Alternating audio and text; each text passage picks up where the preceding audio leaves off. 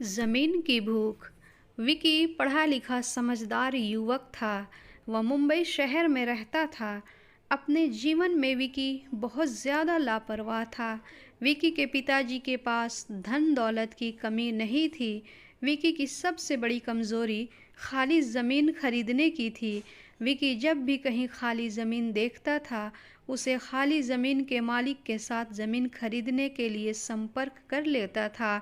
विकी उस खाली ज़मीन को खरीद कर कुछ सालों तक अपने पास रखता था और नफ़ा नुकसान के सोचे बिना आँख मीच कर बेच देता था।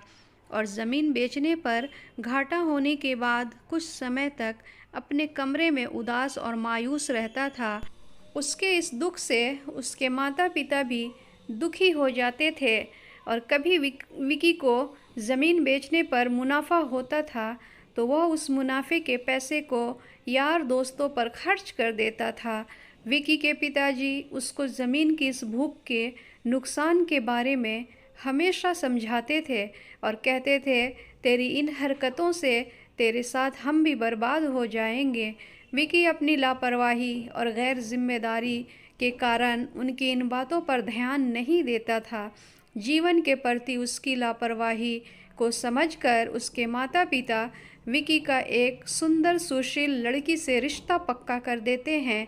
विकी शादी करने के लिए अपने माता पिता के सामने एक शर्त रखता है कि मैं शादी तब करूँगा, पहले एक ज़मीन खरीदूंगा, उसके बाद वहाँ एक आलीशान बंगला बनाकर अपने यार दोस्तों रिश्तेदारों को बड़ी पार्टी दूंगा।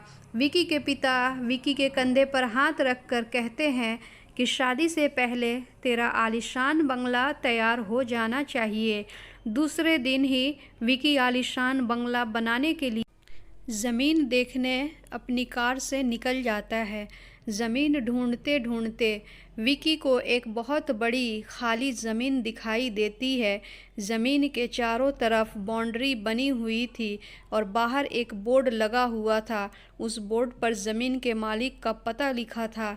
विकी अपने माता पिता मित्रों के बिना विचार विमर्श के उस बड़ी सी ज़मीन को खरीद लेता है और बिना जानकारी लिए बंगला बनवाने का ठेका भी दे देता है। इस आलीशान बंगले को बनवाने में विकी अपनी और अपने पिताजी की सारी जमा पूंजी लगा देता है और अपनी शादी से पहले एक बहुत ही सुंदर आलीशान बंगला बनवा लेता है।